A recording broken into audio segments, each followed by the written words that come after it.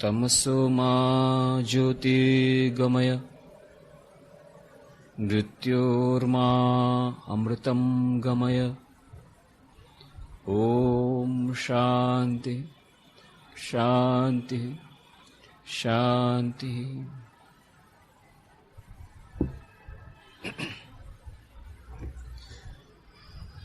એકાગ્રતા અને ધ્યાન એ વિષય પર આપણે 79 ચર્ચાઓ કરી અને આપણે એકાગ્રતા ધ્યાન વિશેના વિભિન્ન પાસાઓ પર ચર્ચા કરતા કહ્યું કે કેવી રીતે એકાગ્રતા અને ધ્યાન એ બંને આપણા જીવનમાં મહત્વપૂર્ણ છે, આપણા દૈનંદિન જીવનમાં સુખ શાંતિ માટે તેમજ શાશ્વત સુખ અને શાશ્વત શાંતિ માટે કેટલી આવશ્યકતા છે, ધ્યાનના વિભિન્ન પ્રકારો અને એકાગ્રતા ધ્યાન મેળવવાના વિભિન્ન સાધનો, એ સાધનોમાં આવતા બાધાઓ, જે વિભિન્ન બાધાઓ આવે છે સાધનોમાં, એ બાધાઓનું અતિક્રમણ કેવી રીતે કરી શકીએ, આ બધી ચર્ચા આપણે કરી રહ્યા હતા.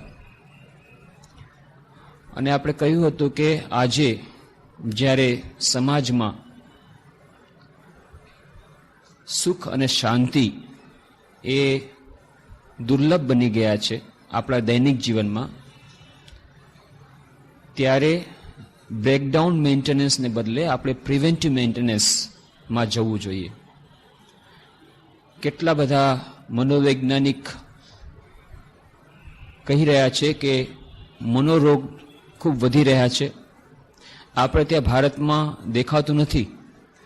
જાપાનમાં એ લોકોએ મિનિસ્ટ્રી ઓફ હેલ્થ એ લોકોએ સર્વે કર્યો અને કહ્યું કે 44 વર્ષથી ઉપરના જેટલા એક્ઝિક્યુટિવ્સ, જેટલા કાર્યકરો, એમાંથી 42% લોકો માનસિક રોગી છે.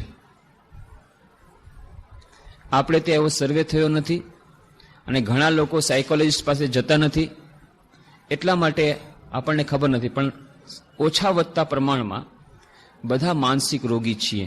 કેમ? આપણું મન રુગ્ણ છે. એ બતાવે છે, એ કેવી રીતે આપણને સાબિત થાય કે આપણે જો દૈનિક જીવનમાં સુખ શાંતિનો અનુભવ ન કરતા હોઈએ, નાની નાની વાતમાં આપણને ઉશ્કેરાટ આવી જતો હોય, નાની સમસ્યાઓથી આપણે ગભરાઈ જતા હોઈએ અને જીવનના ઉદ્દેશ્ય વિશે આપણને કંઈ સમજણ ન હોય, ફ્રસ્ટ્રેશન, નિરાશા, હતાશા, એ બધા રોગોથી આપણે પીડાતા હોઈએ અને આજનો યુવા વર્ગ વિશેષ રીતે આ ફ્રસ્ટ્રેશનથી, દિશાશૂન્યતાથી પીડાઈ રહ્યો છે. જેને કારણે આજના સમાચાર પત્રમાં જ વાંચ્યું, દિલ્હીમાં જ, માત્ર એક દિલ્હી શહેરમાં જ અત્યારે 3 લાખ ડ્રગ એડિક્ટ છે. 3 લાખ ડ્રગ એડિક્ટ. 3 લાખ એવા લોકો જે લોકો નશીલી પદાર્થોના એવા આદિ બની ગયા છે કે હવે છૂટી શકે એમ નથી. અને એ સિવાય લાખો એ લાઇનમાં છે કે જે લોકો હાર્ડ ડ્રગ્સ નથી લઈ રહ્યા. હાર્ડ ડ્રગ્સ એટલે બ્રાઉન સુગર, હિરોઈન, એવા નથી લઈ રહ્યા, પણ એ રસ્તા પર જવાની તૈયારીમાં છે. એવા તો લાખો લોકો છે. આ તો ફક્ત દિલ્હીની વાત છે. અને એવા તો કેટલા બધા શહેરોમાં અત્યારે આ તો જ્યાં સર્વે કરવામાં આવે એટલે ખબર પડે છે. બાકી તો કેટલી જગ્યાએ કેટલું બધું ચાલી રહ્યું છે. ઘણા એના માટે કરવામાં આવ્યા. કિરણ બેદીએ તિહાર જેલમાં પણ આ ડ્રગ એડિક્ટ્સ લોકોને કેવી રીતે ફરી પાછા સામાન્ય બનાવી શકવામાં આવે એના માટેના પ્રયત્નો કર્યા છે. એની પહેલા પણ એ કિરણ બેદી જ્યારે એ ડ્રગ પ્રિવેન્ટિવ મેન્ટેનન્સ માટેના ડિપાર્ટમેન્ટમાં હતા ત્યારે પણ એમણે પ્રયત્નો કર્યા. અને ત્યાં આધ્યાત્મિક સાધના દ્વારા, ધ્યાન દ્વારા આ ડ્રગ એડિક્ટ્સને કેવી રીતે પાછા રિહેબિલિટેટ કરવામાં આવે એના પ્રયત્નો ચાલુ છે. અને વિપશ્યના, ટ્રાન્સેન્ડેન્ટલ મેડિટેશન, આ ઘણા બધા જાતના ધ્યાનોના પ્રકારો એક્સપેરિમેન્ટ કરી રહ્યા છે એ કેવી રીતે આ ડ્રગ એડિક્ટને પણ રિહેબિલિટેટ કરી શકાય. અને એમાં એમના થોડા અંશમાં સફળતા પણ મળી છે. પણ વધારે સારું તો એ થાય કે આપણે ડ્રગ એડિક્ટ્સ બનાવીએ જ નહીં. કારણ કે ડ્રગ એડિક્ટ એકવાર થયા પછી એને રિહેબિલિટેટ કરવું, એને ફરી પાછું સામાન્ય મનુષ્ય બનાવવું એ બહુ જ કઠિન વાત છે. રામકૃષ્ણ મિશનમાં અમારે ઘણી બધી હોસ્પિટલ છે. એ મને સૌથી મોટી હોસ્પિટલ, ઇન્ડોર હોસ્પિટલ, ત્યાં કલકત્તામાં રામકૃષ્ણ મિશન સેવા પ્રતિષ્ઠાન, શિશુ મંગલ એમનું જૂનું નામ હતું. અને ત્યાં લગભગ 5 વર્ષ પહેલાની વાત છે, 7મા માળ પરથી એક દર્દીએ ઝંપલાવ્યું અને ઇન્સ્ટન્ટ ડેથ, ત્યારે ને ત્યારે ખતમ થઈ ગયો. કેમ? ડ્રગ એડિક્ટ હતો.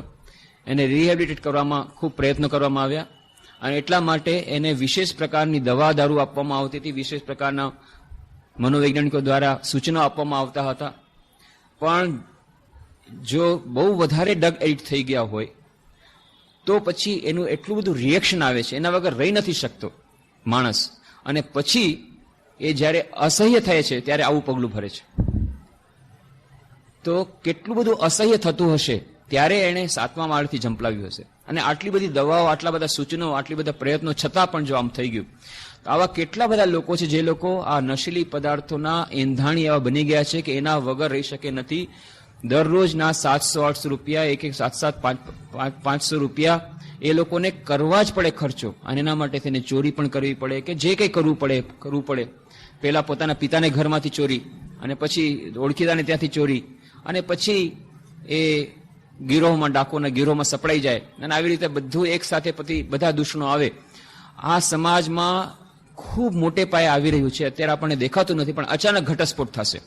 પણ જે લોકો આ બધું સર્વે કરી રહ્યા છે એ લોકોને ખબર છે કે કેટલું આ ભયાનક આ ચિત્રણ આપણા સમાજનું છે. અને એના કારણો મનોવૈજ્ઞાનિકો કહે છે કે કેમ યુવા વર્ગ ઊંડે ઉતરવું પડે, યુવા વર્ગ કેમ આ નશીલી પદાર્થો પાછળ જાય છે. તો એના ઘણા કારણો છે. એ વિદેશમાંથી પણ જાણી કરીને આપણા યુવાનોને ગેરમાર્ગે દોરવા માટે, યુવાધનને નષ્ટ કરવા માટે ઘણા પ્રયત્નો કરવામાં આવે છે. બધી વાત સાચી, પણ તેમ છતાં એ લોકો સફળ એટલા માટે થાય છે કે આજનો યુવા વર્ગ દિશાશૂન્ય બની ગયો છે. મનમાં ફ્રસ્ટ્રેશન છે, મનમાં નિરાશા છે, હતાશા છે, એને ખબર નથી મારે શું જોઈએ છે. અને એટલા માટે ટેમ્પરરી પ્લેઝર, કે ગમે તેમ કરીને મારા દુઃખને ભૂલાવવા માટે, એક તો થોડુંક તો ઇન્સ્ટન્ટ પ્લેઝર મળશે ને, ઇન્જેક્શન મારી અને કંઈક થોડીક વાર તો હું આનંદ લઈ લઉં જીવવા પૂરતું, એટલા માટે સપડાય છે. તો આ છે દિશા શૂન્યતા, જે ફ્રસ્ટ્રેશન, આ જે જીવનમાં એક લક્ષ્યહીનતા અને સુખ અને શાંતિનો અભાવ, આ એનું મુખ્ય કારણ છે. તો એટલા માટે પણ પ્રિવેન્ટિવ મેઝર તરીકે સમાજને સંતુલિત રાખવા માટે, સ્વસ્થ રાખવા માટે, લોકોને બચાવી રાખવા માટે પણ આજે આ ધ્યાન, એકાગ્રતા, આ બધાની ખૂબ આવશ્યકતા છે. જીવનમાં દરેક ક્ષેત્રમાં સફળતા માટે એકાગ્રતાની આવશ્યકતા છે, તેમજ મનની શાંતિ માટે ધ્યાનની આવશ્યકતા છે. સમાજને આજે જાળવી રાખવા માટે પણ પ્રિવેન્ટિવ મેઝર તરીકે આજે ધ્યાનના અભ્યાસની અત્યંત આવશ્યકતા છે. કારણ કે ડ્રગ એડિક્ટ થયા પછી ટ્રાન્સેન્ડેન્ટલ મેડિટેશન અને વિપશ્યના દ્વારા એને ફરી રિહેબિલિટેટ કરવો, એના એક્સપેરિમેન્ટ થઈ રહ્યા છે, એમાં થોડી સફળતા મળી રહી છે, પણ એ વધુ કઠિન છે. પણ એક માણસ ડ્રગ એડિક્ટ બને એની પહેલા જ જો એને આ ધ્યાનનો અભ્યાસ કરવામાં આવે અને એને પોતાની ખબર પડે કે મારા જીવનનો ઉદ્દેશ શું છે, એને લક્ષ્ય ખબર પડે, તો ઘણું બધું આ આપણું જે યુવાધન નષ્ટ થઈ રહ્યું છે એ બચી જાય, અને સમાજમાં ઘણા બધા દૂષણો જે પીસી ગયા છે એમાંથી આપણે બચાવી શકીએ. એટલા માટે પણ એકાગ્રતા ધ્યાનની આવશ્યકતા છે. આપણા દૈનિક જીવનમાં સુખ શાંતિ માટે એ એકાગ્રતા ધ્યાનની આવશ્યકતા છે. દૈનિક જીવનની કુશળતા માટે એકાગ્રતા ધ્યાનની આવશ્યકતા છે. અને શાશ્વત સુખ અને શાશ્વત શાંતિ માટે પણ ધ્યાનની આવશ્યકતા છે. અને એ ધ્યાનનો જો અભ્યાસ કરવો હોય શાશ્વત સુખ, શાશ્વત શાંતિ માટે, તો આપણે કહ્યું કે ત્યારે મનની શુદ્ધતા એ એક અત્યંત મહત્વપૂર્ણ વાત બની જાય છે. મનની એકાગ્રતા, આપણે ઇક્વેશન આપ્યું, C is directly proportional to P, where C is equal to concentration of mind, P is equal to purity of mind. કે મન જેટલું શુદ્ધ થશે એટલી મનની એકાગ્રતા વધશે. પણ જ્યારે આપણે શાશ્વત સુખ અને શાશ્વત શાંતિની વાત કરીએ છીએ, આધ્યાત્મિક જીવનમાં ધ્યાનની આવશ્યકતાનો અનુભવ કરીએ છીએ, જ્ઞાન અને ભક્તિના માર્ગમાં આપણે ધ્યાનના માર્ગથી આગળ વધવું હોય, તો ત્યારે તો મનની શુદ્ધતા એ અત્યંત આવશ્યક બની જાય છે. અને એટલા માટે આપણે ઉદાહરણ કહ્યું તો રામકૃષ્ણ દેવની વાર્તા, પદ્મ લોચન, એ પોદિયો બધા ગામડા કહે છે, અને કેવી રીતે મંદિર સાવ ખંડેર બની ગયું છે, ચામચીડિયાએ બધું ગંદુ કરી મૂક્યું છે, અને ત્યાં ઝાડ ઉગી ગયા છે, ઝાંઝરા ઉગી ગયા છે, અને એવી દશામાં અંદર મંદિરમાં કાંઈ મૂર્તિ નથી, અને એ પોદો શંખ ફૂકે છે, અને બધા એ ગામવાળા આવે છે સાંજના, જુએ આરતી, એમને લાગ્યું કે આરતી થશે, જુએ તો દરવાજા ન મળે, કાંઈ નહીં, એ જ ખંડેર, એ જ બધું ગંદુ એવું ને એવું, એ ચામચીડિયાની બધું ગંદુ એવું પડેલું છે, બધા ઝાડ ઝાખરા એમ જ છે, મૂર્તિનું નામ નિશાન નથી, એક ખૂણે ઉભી ને પોદો શંખ ફૂકી રહ્યો છે.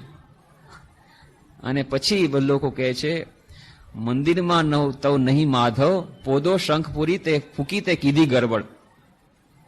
મંદિરમાં નહીં માધવ, પોદો શંખ ફૂકી તે ગરબડ.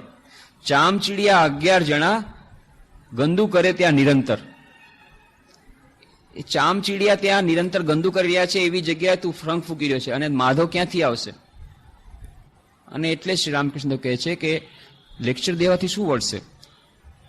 એ ઉદાહરણ આપીને કહે છે કે જ્યાં સુધી ચિત્ત શુદ્ધિ નહીં થાય ત્યાં સુધી આ મંદિરમાં, હૃદય મંદિરમાં માધવ નહીં આવે. હૃદય મંદિરમાં માધવ બેસાડવા હોય તો ચિત્ત શુદ્ધિ કરવી પડે. અને એટલા માટે 11 ચામચીડિયા એટલે 5 જ્ઞાનેન્દ્રિય, 5 કર્મેન્દ્રિય અને મન, આ 11ની શુદ્ધિ થાય. આ લોકો પર જયારે થોડું નિયંત્રણ આવે તો જ હૃદય મંદિરમાં માધવ આવે. અને એટલા જ માટે કહ્યું કે ચિત્ત શુદ્ધિ એ અત્યંત આવશ્યક છે. ને હવે ચિત્ત શુદ્ધિ થાય કેવી રીતે?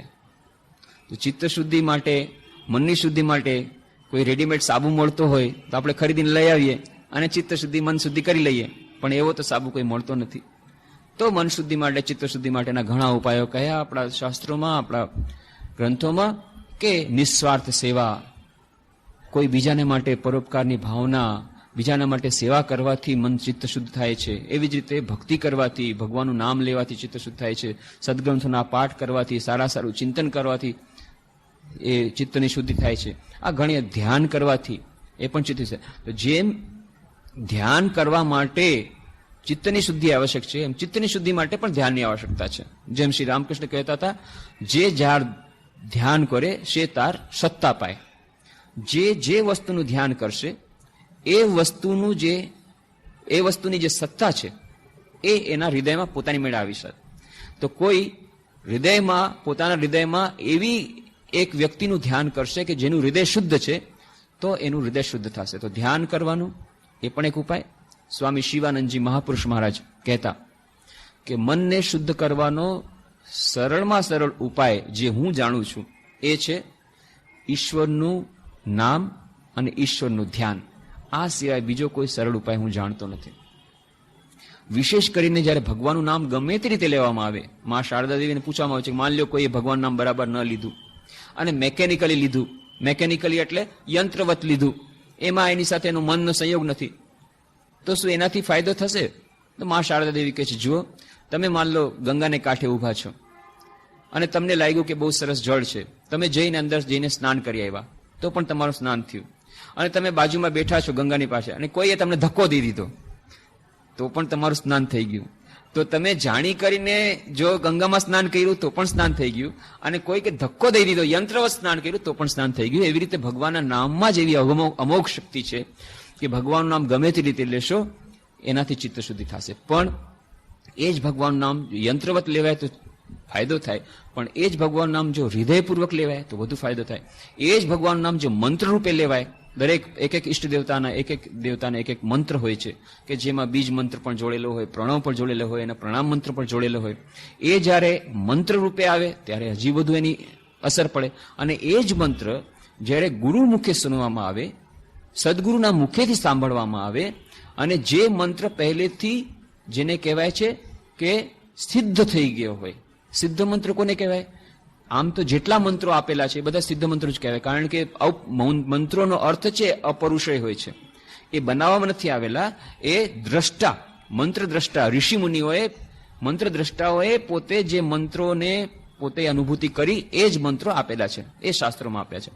પણ એ જ મંત્ર જ્યારે ગુરુ પરંપરા રૂપે, કે ગુરુએ પોતાના શિષ્યને કાનમાં કહ્યું અને શિષ્ય પોતાના શિષ્યના કાનમાં કહ્યું, આવી રીતે ગુરુ પરંપરા રૂપે આવે, અને જ્યારે શિષ્ય સદગુરુના શ્રીમુખથી, જે સદગુરુએ એ મંત્રને પોતે સિદ્ધ કર્યો છે, અને એવા સદગુરુના મુખથી શિષ્ય પોતે પોતાના કાનથી એ મંત્ર સાંભળે તો એનીથી હજુ વધુ એની અસર પડે છે. તો ભગવાનનું નામ પોતે તો શક્તિશાળી છે જ, પણ એ જ્યારે મંત્ર રૂપે આવે ત્યારે વધુ શક્તિશાળી બને, ને એ જ્યારે સદગુરુના મુખેથી સાંભળવામાં આવે ત્યારે હજુ વધુ એની અસર પડે છે. અને આવી રીતે મંત્રોનો જાપ, એ મંત્રનો જાપ, એ જે મંત્રનો જાપ કરવામાં આવે, પ્રત્યેક ઈષ્ટ દેવતાના એક એક મંત્ર, અને એ જ ઈષ્ટનું જ્યારે ધ્યાન કરવામાં આવે તો એ ધ્યાન પણ વધુ સારું બને છે. સ્વામી બ્રહ્માનંદજી મહારાજ કહેતા કે ધ્યાન કરવું હોય એના માટે સરળમાં સરળ ઉપાય છે સાથે સાથે મંત્રોનો જાપ કરવો. મંત્રનો જાપ અને ધ્યાન બંને જો સાથે કરવામાં આવે તો એનાથી બે લાભ થાય છે. જ્યારે મંત્રનો જાપ કરવામાં આવે છે ત્યારે ઘણા લોકોને એવો અનુભવ હોય છે કે મંત્રનો જાપ તો ચાલે છે, માલા તો કર્મે ફિલે ઓર મનવા ફરે ચહુઓર, કબીરજી જેમ કહે છે, માલા તો કર્મે ફિરે ઓર મનવા ફરે ચહુઓર. તો મન ચારે તરફ ફરતું હોય અને અહીંયા માળા ચાલતી હોય, મન ચારે તરફ ફરતું હોય છે, મન રહેતું નથી. પણ એ જ વખતે જો ધ્યાન કરવામાં આવે તો પોતાની મેળે એની સાથે સાથે જપ કરતા કરતા ધ્યાન કરવામાં આવે તો યંત્રવત નથી બનતું. એવી જ રીતે ધ્યાન જ્યારે કરવા લોકો જાય છે તો ધ્યાનમાં મન જામતું નથી, ત્યારે પણ ધ્યાન કરવામાં ખૂબ મુશ્કેલી નડે છે. ઈષ્ટની મૂર્તિ આવતી નથી ચિંતનમાં, પણ ત્યારે ઈષ્ટને બોલાવવામાં આવે, જેમ આપણે કોઈ વ્યક્તિને નામ પુકારીએ છીએ તો પોતાની મેળે હાજર થઈ જાય છે, એમ જ્યારે સાથે સાથે મંત્રનો જાપ કરવામાં આવે તો એ મૂર્તિ, એ ઈષ્ટની મૂર્તિ એ ધ્યાન અવસ્થામાં એ હાજર થઈ જાય છે. તો એવી રીતે મંત્રનો જાપ અને ધ્યાન એ બંને એકબીજાના પરિપૂરક બને છે. અને એટલા જ માટે કહ્યું કે મંત્રમાં પોતાની તો શક્તિ છે જ, એની આપણે વિસ્તારની વાત કરી હતી. વૈજ્ઞાનિકો પણ આજકાલ કહી રહ્યા છે કે શબ્દોમાં કેટલી શક્તિ હોય છે, મંત્રોમાં કેવી શક્તિ હોય છે. MSTD એ આખી પ્રક્રિયા જે લોકોએ કરી, માઇન્ડ સાઉન્ડ રેઝોનન્સ ટેકનિક એ લોકોએ બહાર પાડી. માઇન્ડ સાઉન્ડ રેઝોનન્સ ટેકનિક કે મન પર કેવી રીતે અસર પડે છે. EEG દ્વારા એ લોકો ગ્રાફ લીધો, કેવી રીતે અલ્ફા વેવ્સ અને પછી બીજી જાતની વેવ્સ એ બધા બ્રેઇનમાં આવે છે ધ્યાનના પ્રભાવથી, મંત્રોના પ્રભાવથી. મંત્રોના પ્રભાવથી છોડ ઉપર પણ, ઝાડ ઉપર પણ કેટલી અસર પડે છે, આ બધું પણ એ લોકો જોયું છે. તો માણસના મન પર તો પડે જ છે. તો આ બધું આપણે વિસ્તારની ચર્ચા કરીએ તો મંત્રનો પોતાનો પ્રભાવ છે જ, પણ એ જ મંત્ર અને ધ્યાન એ બંને જ્યારે એક સાથે કરવામાં આવે તો એકબીજાના પરિપૂરક બને છે અને વધુ એ શક્તિશાળી બને છે.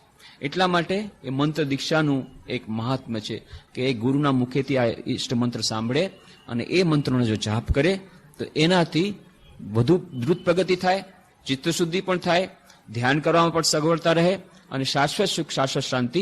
હૃદય મંદિરમાં માધવની પ્રતિષ્ઠા ત્યારે થાય જ્યારે આ ચિત્તશુદ્ધિ થાય, અને માધવની પ્રતિષ્ઠા થઈ ત્યારે શાશ્વત સુખ અને શાશ્વત શાંતિનો માર્ગ મોકળો થાય. એટલા માટે સદગુરુ પાસેથી એ મંત્ર લેવો જોઈએ.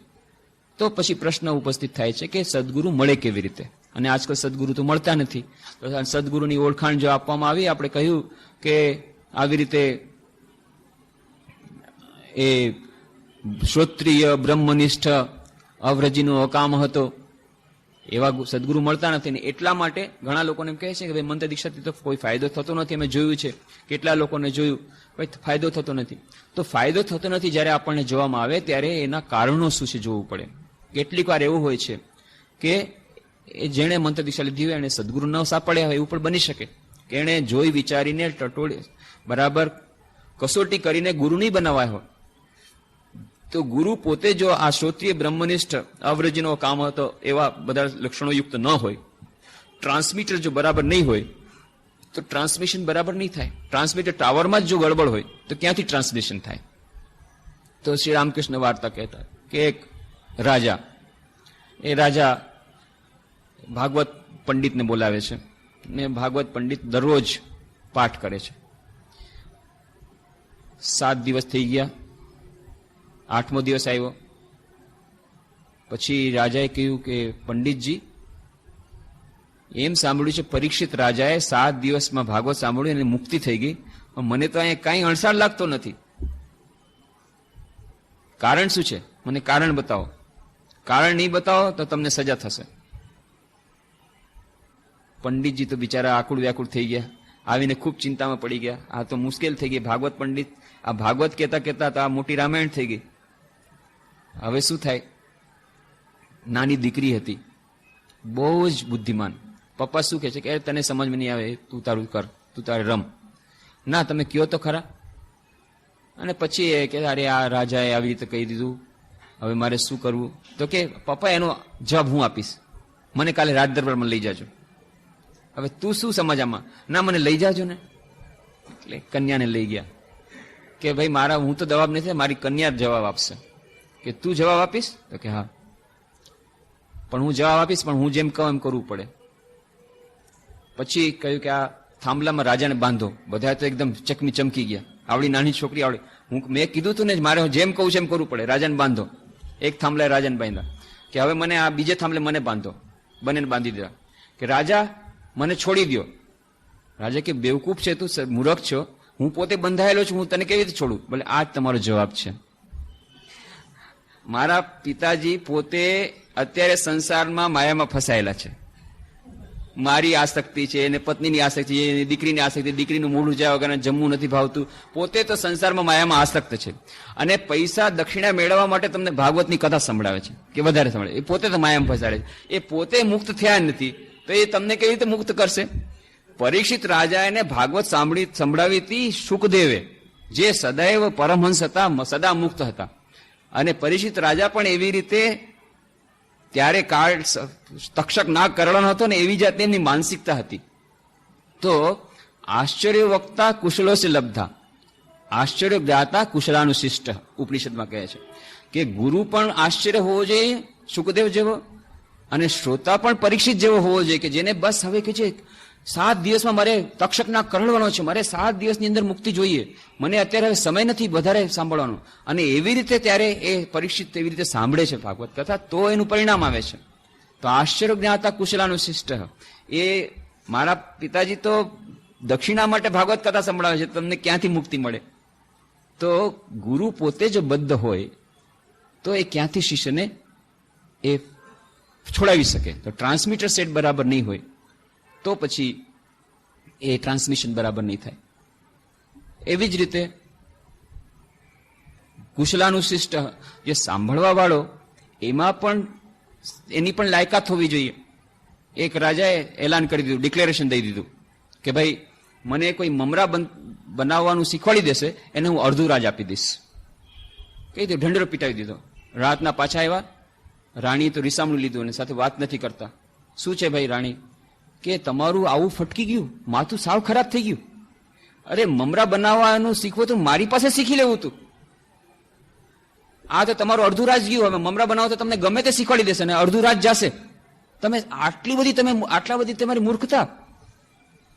અરે ગાંડી, તું આટલાક માટે થઈને તું રિસાઈ ગઈ, તું શું કરે ચિંતા કરે છે? રાજ આપણું એમને એમ રહેશે.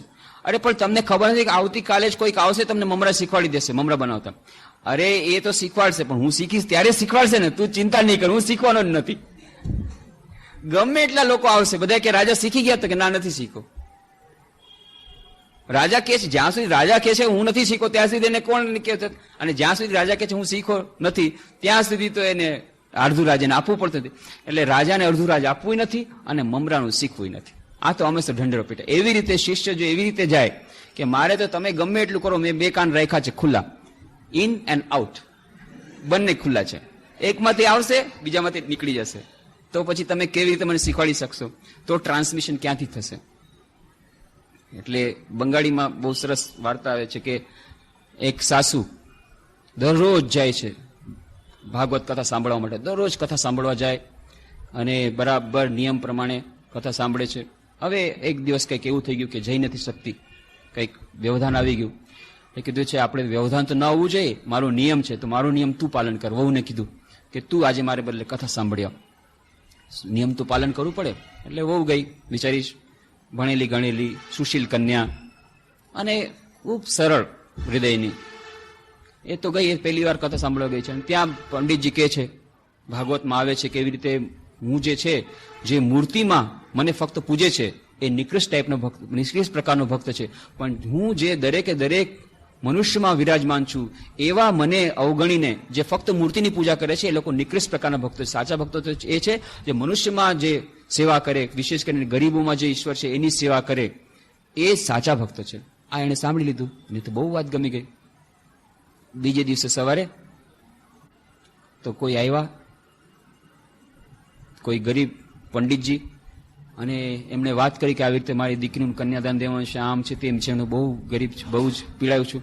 એટલે વહુએ તો એમાંથી કાઢી પૈસા કાઢીને આપ્યા, સીધું આપી દીધું, બધું આપી દીધું, જે કંઈ આપવાનું હતું એ આપી દીધું.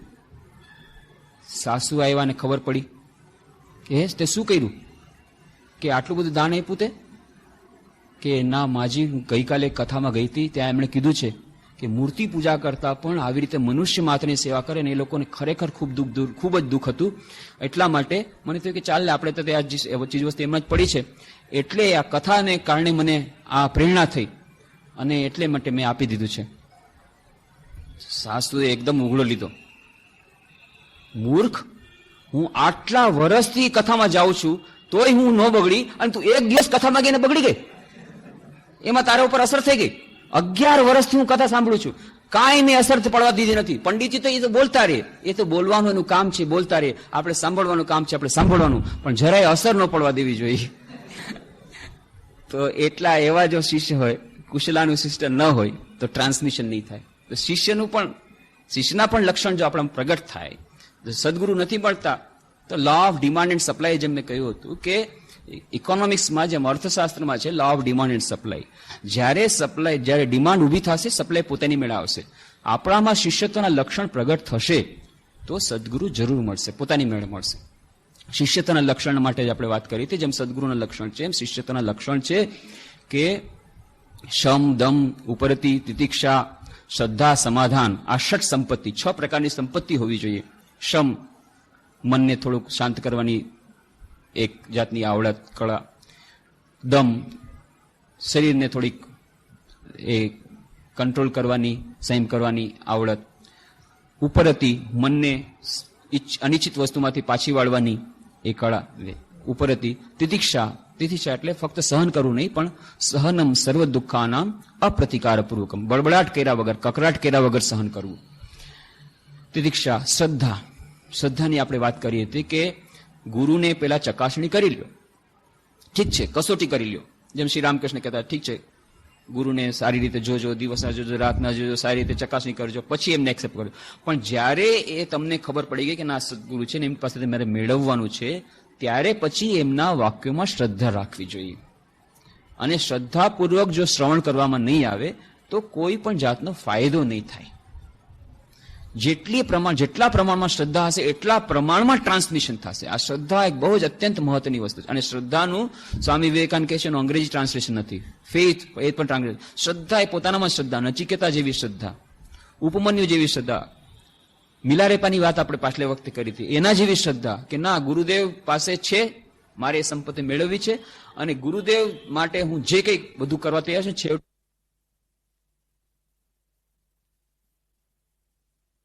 કયો છો તો પહેલેથી મને એવી ડિઝાઇન હવે આપો કે જેથી ફરી પાછું તોડવું ન પડે. એમ નથી બોલતો, બસ એને એમ છે કે ગુરુદેવ જે કંઈ કહેશે એનું શ્રદ્ધાપૂર્વક એ ઉપદેશનું પાલન. એ મિલારેપે જેવી શ્રદ્ધા, નચિકેતા જેવી શ્રદ્ધા, ઉપમન્યુ જેવી શ્રદ્ધા. ઉપમન્યુની આખ્યાયિકા આવે છે મહાભારતમાં. ધૌમ્ય ઋષિ પાસે ઉપમન્યુ જાય છે, ગુરુદેવ મને આવી રીતે શિક્ષા આપો, મને શિક્ષણ આપો, મને જ્ઞાન આપો, મારે જ્ઞાન મેળવવું છે, મને શિષ્ય બનાવો.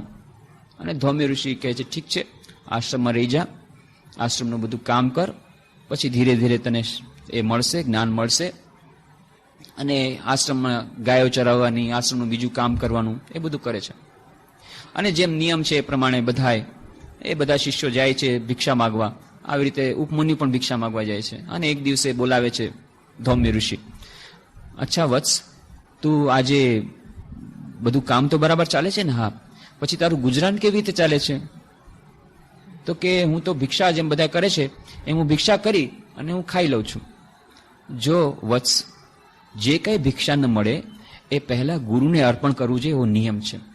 ગુરુપો અર્પણ કર્યા પછી ગુરુ જે કંઈ આપે એ પ્રસાદ રૂપે લેવું જોઈએ. અચ્છા ગુરુદેવ, જેમ આપ કહેશો. બીજે દિવસથી ભિક્ષા કરે છે, ભિક્ષા કરી ગુરુદેવના ચરણોમાં મૂકે છે.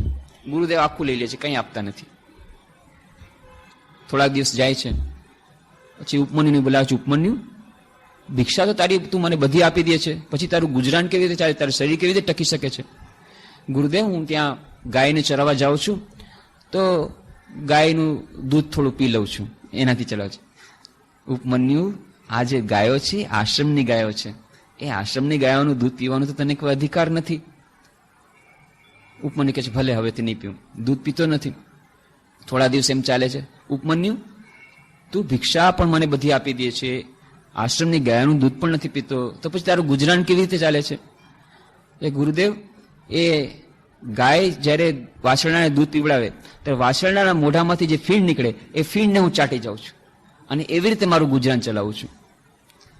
ગુરુદેવ કહે છે, જો ઉપમન્યુ, આ કરવું તો તારા માટે ઠીક નથી. વાછરડાના ફીણ પર તારે ન ચાટવા જોઈએ. ઠીક છે ગુરુદેવ, હું નહીં ચાટું. હવે શું થાય? થોડાક દિવસ થઈ ગયા, આમ ને એમ બધું કામ કરવા જાય છે. પણ એક દિવસે ત્યારે ગાય ચરાવવા જતો હતો, ત્યાં એને એટલી બધી ભૂખ લાગી ગઈ કે હવે રહેવાતું નથી. ત્યાં એક ઝાડમાં ફળ હતું, એ ફળ ખાઈ લીધું. એ ઝેરું ફળ હતું. ઝેરી ફળ હતું, ખાવાથી એની આંખ ચાલી ગઈ, આંધળો થઈ ગયો. આંધળો થઈ ગયો, હવે કેવી રીતે જાય? એકલો છે. જાતા જાતા એક સૂકો કૂવો હતો, એ સૂકા કૂવામાં પડી ગયો ને જરથી રાડો પાડવા. પણ ત્યાં જંગલમાં કોણ સાંભળે? સાંજ પડી, ઉપમન્યુ આવ્યો નથી. ગુરુદેવ બોલાવ્યા, બધા આવે છે શાસ્ત્ર પાઠ કરવા, ઉપમન્યુ નથી. કે ઉપમન્યુ ક્યાં છે? ગોતો. પછી રાતના ગુરુદેવ બધા શિષ્યો દીવો લઈ અને ગોતવા જાય છે. ઉપમન્યુ ચિત્કાર કરે છે. અને ત્યારે આ કૂવામાંથી ચિત્કાર કરે છે, ગુરુદેવ હું અહીંયા છું કૂવામાં. ગુરુદેવ કહ્યું છે. પછી ગુરુદેવ જાય છે. શું થયું? ઉપમન્યુ. અને ઉપમન્યુ બધી વાત કરે છે, આવી રીતે હું મારી આંખ ચાલી ગઈ, આંખની રોશની મારી ચાલી ગઈ, આ ફળ ખાધું અને આવી રીતે કૂવામાં પડી ગયો છું. ગુરુના આંખમાં આંસુ આવી ગયા. ઉપમન્યુ, તે ઘણો ભોગ આપ્યો છે મારા માટે તેને. ઠીક છે, ગભરાતો નહીં. હવે હું અશ્વિની દેવને પ્રાર્થના કરીશ, તને તારી આંખો ફરી પાછી આપશે. એટલે અશ્વિની દેવોને એમ પ્રાર્થના કરી.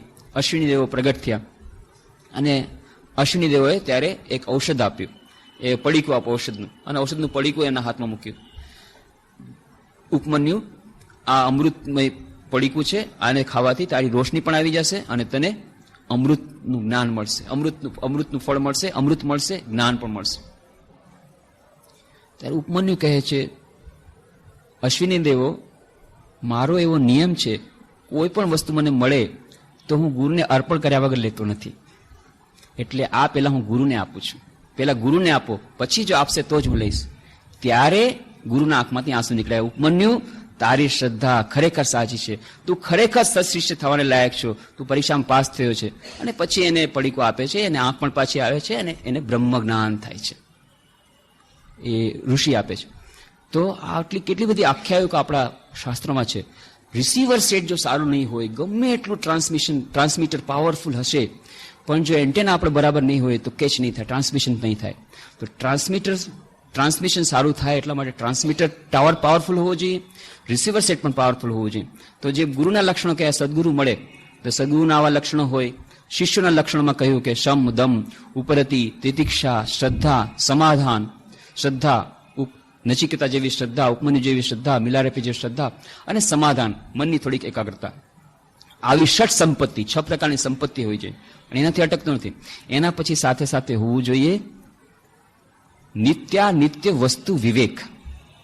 નિત્ય શું છે, અનિત્ય શું છે, એ બંને વચ્ચેની વિવેક બુદ્ધિ, બંને સમજવાની વિવેક બુદ્ધિ થોડીક જાગૃત થઈ હોવી છે.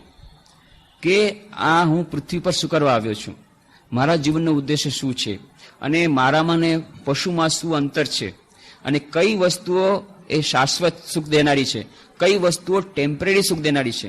શ્રેય અને પ્રેય વચ્ચેનો જે વિવેક, કે આ શ્રેય છે એટલે કે જે શ્રેયસ્કર છે, મારા માટે સારું છે. આ પ્રેય છે, મને પ્રિયકર છે, પણ મારા માટે સારું નથી.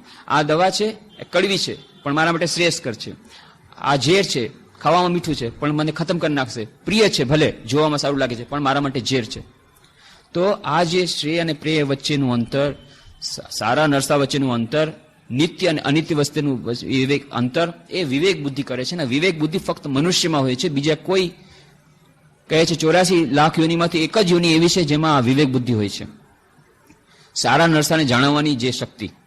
અને આજકાલ મોડર્ન સાયન્સ પણ કહે છે 1,24,00,000 યોનિઓ છે, 1,24,00,000 સ્પીસીસ, 1,24,00,000 યોની. આપણા શાસ્ત્રોમાં કીધું 84 લાખ યોની, ગમે એટલી યોની હોય, પણ આ બધી યોનીમાં એક જ યોની મનુષ્ય યોની એવી છે કે જેમાં વિવેક બુદ્ધિ હોય છે. ધ પાવર ઓફ ડિસ્ક્રિમિનેશન, જેમાં આપણે વાત કરી હતી ધ ફિનોમિના ઓફ મેન, માં ટેલર ડી શાર્ડાએ બહુ સુંદર રીતે એની ચર્ચા કરી કે what is the difference between a man and an animal.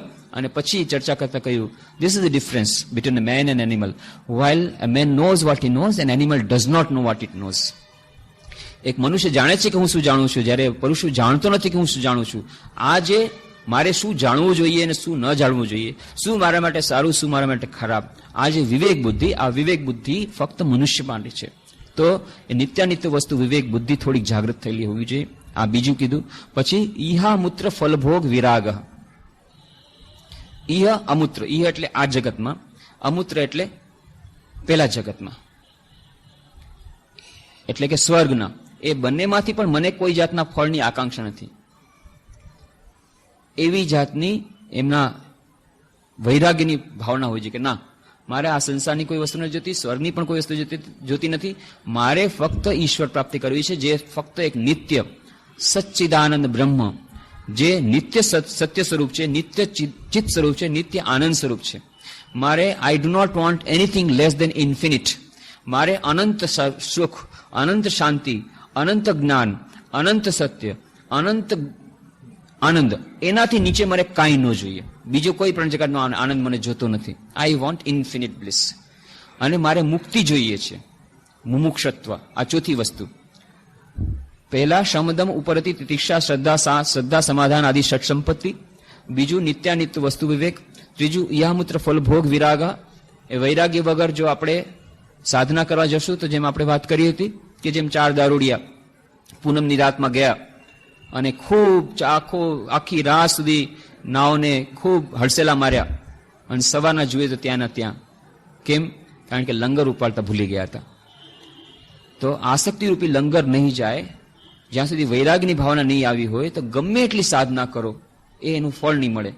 તો એટલા માટે આ લંગર ઉપાડવું પડે. લંગર ઉપાડવું એનો અર્થ છે ઈયામત્ર ફોલ ભગ વિરાગા.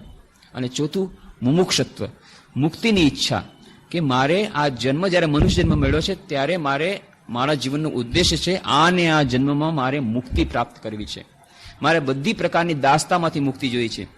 મારે ફ્રીડમ જોઈએ છે, લિબર્ટી જોઈએ છે.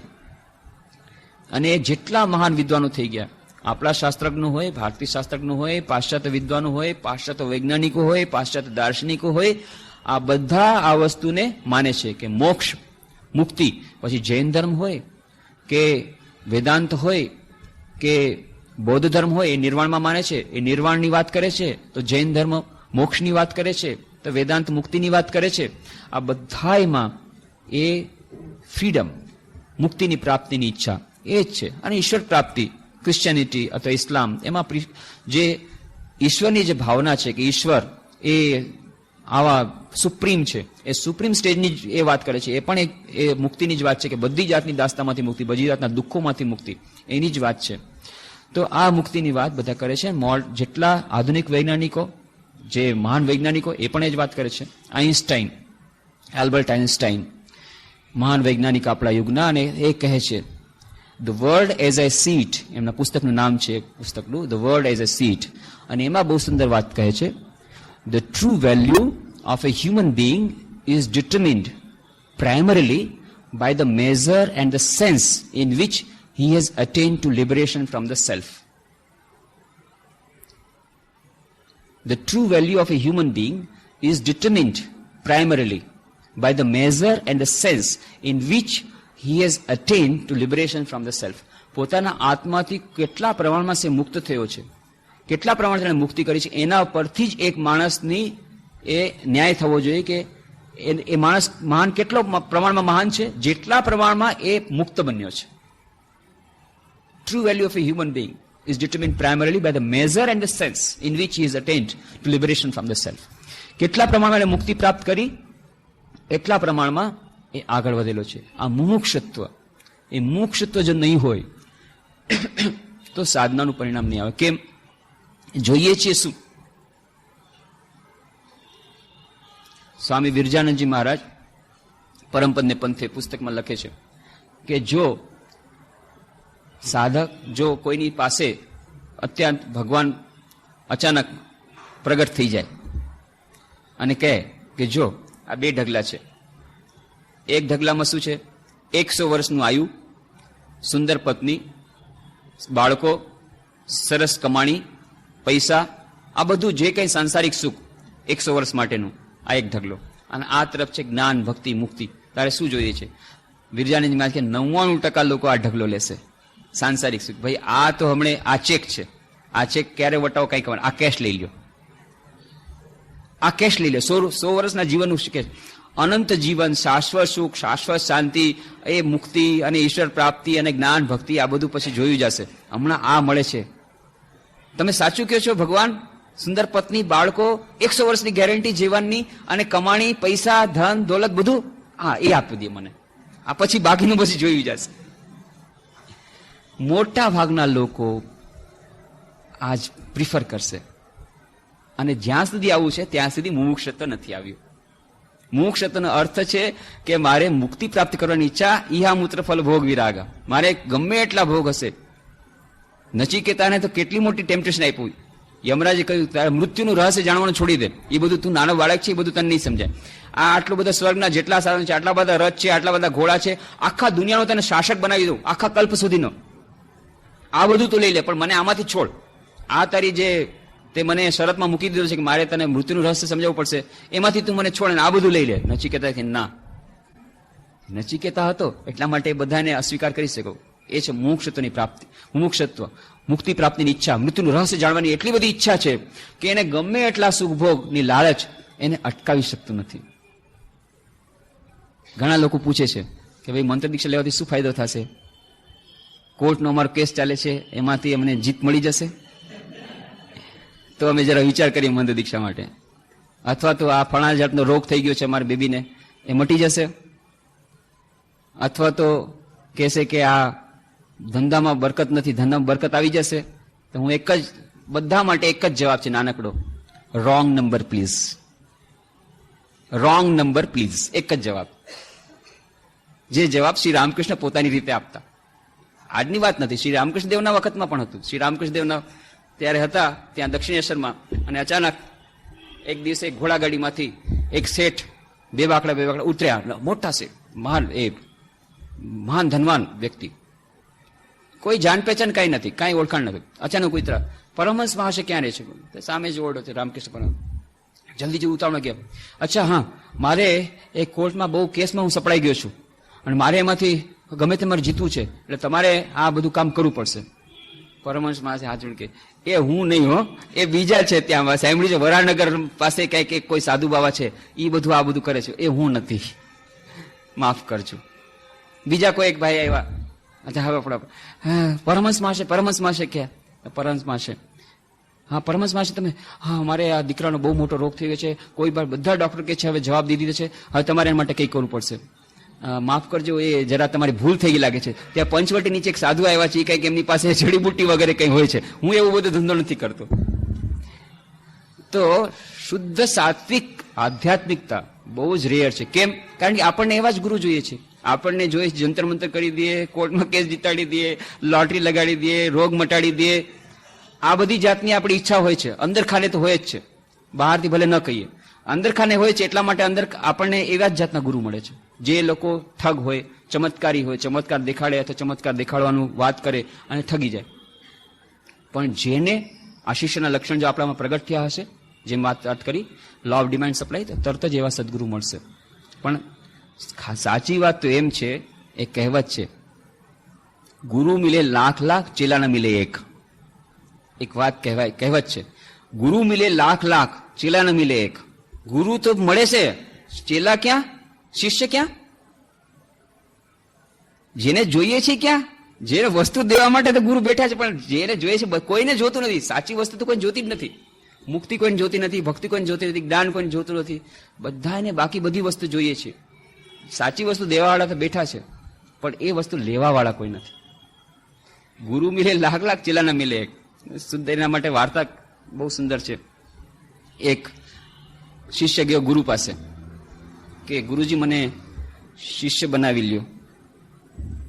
તો કે ઠીક છે, શિષ્ય તો તને બનાવું, પણ તારા શિષ્ય લક્ષણ છે? તો કે મને તો ખબર નથી શિષ્યના શું લક્ષણ હોય, અને બધું તું કરી શકીશ, શિષ્યનું કામકાજ બધું કરી શકીશ? તો કે તમે મને કહો તો હું વિચાર કરું. શિષ્યને શું શું કરવું પડે? તો કે શિષ્યને આશ્રમ છે, આશ્રમમાં રહેવાનું, બરાબર નિયમિત રીતે જે આ એનું રૂટીન છે પાલન કરવું પડે. સવારના વહેલું ઉઠવાનું, પછી ધ્યાન કરવાનું, જે ગુરુદેવ શીખવાડે એ પ્રમાણે ધ્યાન કરવાનું, ગાયોને ચરાવવા લઈ જવાની, રસોઈ બનાવવાની, સાફ કરવાનું આશ્રમ, આ બધા જે કંઈ કામ છે આશ્રમના કામ કરવાના, ગુરુ જેમ કે એ પ્રમાણે આજ્ઞાનું પાલન કરવાનું, આ બધું લિસ્ટ બતાવી દીધું.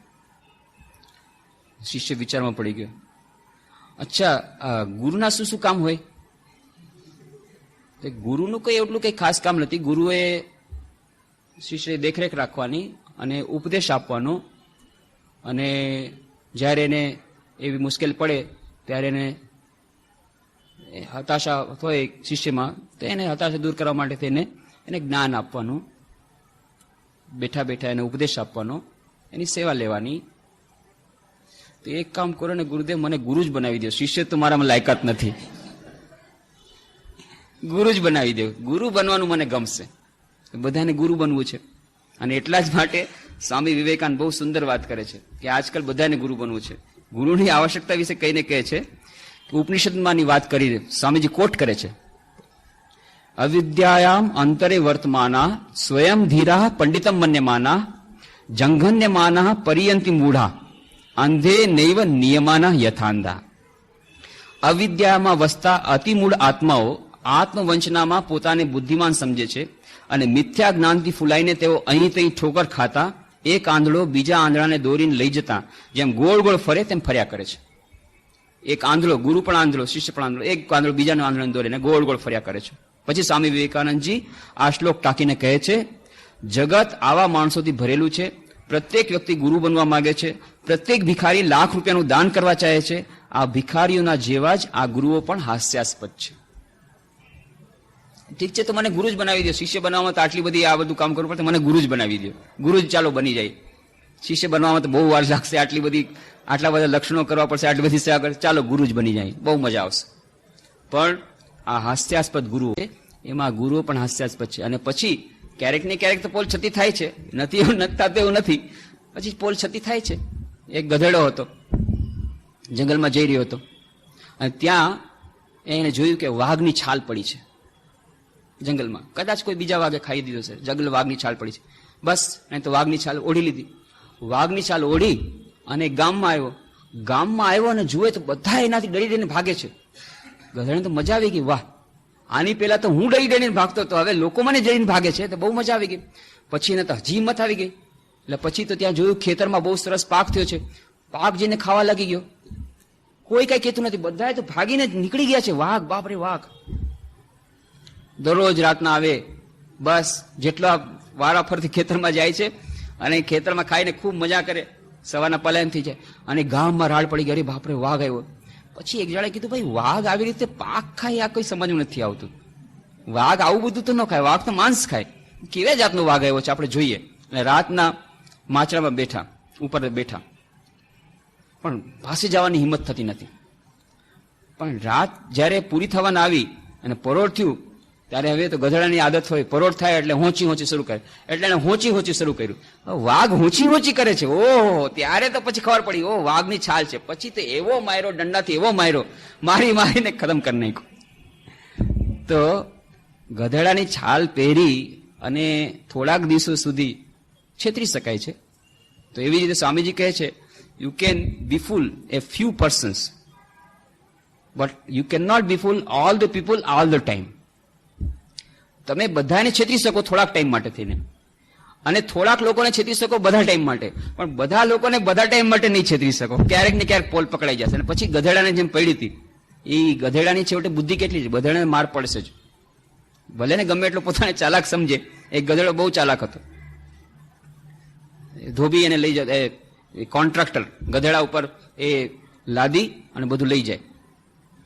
હવે રેતી લાદીને લઈ જાય છે, એ મીઠું લાદીને લઈ જાય છે, અને વચમાં નદી આવતી હતી. એકવાર એનો પગ લપસી ગયો, ગધેડાનો પગ લપસી ગયો એટલે પડી ગયું.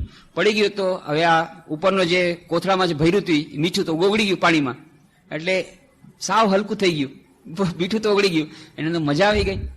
એટલે પછી બીજે દિવસે એને શું કર્યું, જાણી કે લેપસો એટલે મીઠું બધું ઓગળી ગયું. બસ કઈ વજન તો સહન કરવું પડે, આરામથી જાય છે. હવે એને તેમાં જ મજા આવી ગઈ. 3-4 વાર આવી રીતે થયું. એટલે કારણ કે રોજ આવી રીતે આનું મીઠું ઓગળી જાય છે, શું વાત છે. પછી આ જે માલિક હતો એને જોયું કે આવી રીતે જાણી કરીને નદીમાં વચમાં આવે ત્યારે ફટ દઈને લપસી જાય, જરાક આમ લપસે એટલે કોથળી પડી જાય એટલે મીઠું ઓગળી જાય. બસ એનો ભાર હલકો થઈ જાય. હવે આને કહ્યું, આને પાઠ ભણાવવો પડશે. એટલે પછી બીજા દિવસે એણે આ મીઠાને બદલે રૂ ભર્યું, મોટું રૂનો પોટલો ભર્યો. અને પછી તો આને તો બસ ગધેડો તો છોટે ગધેડો જ ને, એને તો શું ખબર મારા ઉપર શું છે.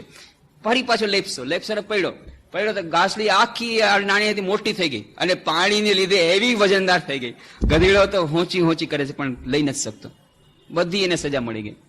તો છેવટે તો પોલ પટ્ટી પકડાય છે ક્યારેક ને ક્યારેક, તો આ જે હાસ્યા સદગુરુ, તો ગુરુ અને શિષ્ય બંને જ્યારે સદગુરુ, તો હવે વાત એમ આવે છે કે ભાઈ આવા સદગુરુ મળવાય મુશ્કેલ અને આપણામાં શિષ્યના આવા બધા લક્ષણ નથી.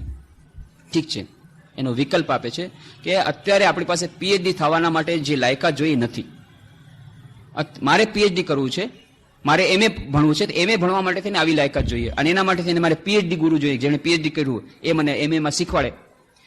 અત્યારે મેં જોયું કે મારી લાયકાત તો હજી ક ખ ગ ભણવાની છે, હું તો હજી એબીસીડી શીખી રહ્યો છું.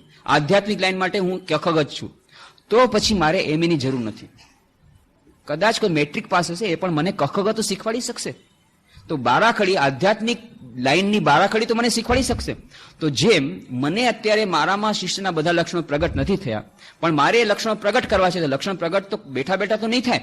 લક્ષણ પ્રગટ કરવા માટે પણ મારે મંત્રનો જાપ કરવો પડશે, મારા ચિત્તને શુદ્ધિ કરવી પડશે, એના માટે થઈને મારે ગુરુ બનાવવો પડશે. તો જેમ મારામાં શિષ્યના બધા લક્ષણો પ્રગટ નથી થયા પૂરી રીતે, મારામાં હજી મોક્ષત્વની પૂરી ભાવના નથી આવી, હજી મને છે થોડી સાંસારિક સુખ ભોગવી લો, હજી મને એમ છે કે આ ઈહામૂત્ર ફલ ભોગ વિરાગ નથી આવ્યો, હજી શમદમ ઉપરથી તિતિક્ષા શ્રદ્ધા સમાધાન એટલું બધું નથી આવ્યું. ઠીક છે, થોડું થોડું તો આવ્યું છે ને, કમસે કમ મારામાં એટલી તો વ્યાકુળતા આવી છે કે મારે ચિત્ત શુદ્ધિ કરવી છે અને મારે શિષ્ય સાચા શિષ્ય બનવું છે, એટલી તો વાત આવી છે મનમાં. અત્યારે હું સાચો શિષ્ય નથી તો ખબર પડી ગઈ, આ બધું વાંચીને આ બધું સમજી ગયો, ભાઈ સાચા શિષ્યના લક્ષણ આવ્યા નથી. પણ મારે સાચા શિષ્ય બનવાની, સાચા શિષ્યના જે લક્ષણ છે એ લક્ષણ કેળવવાની મને ખૂબ ઈચ્છા છે. આ છે પ્રશ્ન, એની ઈચ્છા છે કે મારે સાચા શિષ્ય અત્યારે નથી, પણ એ લક્ષણ મારા જીવનમાં આવે, પ્રગટ થાય એવી ઈચ્છા છે. તો પછી હું એક એવા ગુરુને સ્વીકાર કરું કે જે ગુરુમાં ગુરુના બધા લક્ષણ પ્રગટ નથી થયા, પણ એ ગુરુના લક્ષણ પ્રગટ થવાની જેનામાં શક્યતા રહેલી છે, કમસે કમ એનામાં કોઈ જાતની લેવડ દેવડની ભાવના નથી, કમસે કમ એનું ચારિત્ર્ય શુદ્ધ છે, કમસે મારા કરતા આધ્યાત્મિક રીતે આગળ વધેલો છે. તો એવા ગુરુને સ્વીકાર કરી, મંત્ર લઈ, મંત્રનો જાપ કરી અને ચિત્ત શુદ્ધિ કરી અને આવી રીતે આ ચામચીડિયાની આ જે બધી અશુદ્ધિ છે એ કરી અને અશુદ્ધિ દૂર કરું, પછી હું શંખ ફૂંકીશ, તો પછી આ મંદિરમાં, આ હૃદય મંદિરમાં માધવની પ્રતિષ્ઠા થશે. અત્યારે હૃદય મંદિરમાં માધવની પ્રતિષ્ઠા થઈ શકે એમ નથી, કારણ કે હજી હું એને લાયક નથી બન્યો. પણ એને લાયક બનાવવા માટે મારે ચિત્ત શુદ્ધિ કરવી, ચિત્ત શુદ્ધિ કરવા માટે મારે મંત્ર દીક્ષા લેવી છે. અને એ મંત્ર દીક્ષા માટે પણ મારે અત્યારે કામ ચલાવે એવા ગુરુ જોઈએ કે જે મને કમસે કમ મેટ્રિક પાસ કરાવી દે. પછી હું એમએ જયારે કરીશ ત્યારે પીએચડી વાળા ગુરુને ગોતીશ.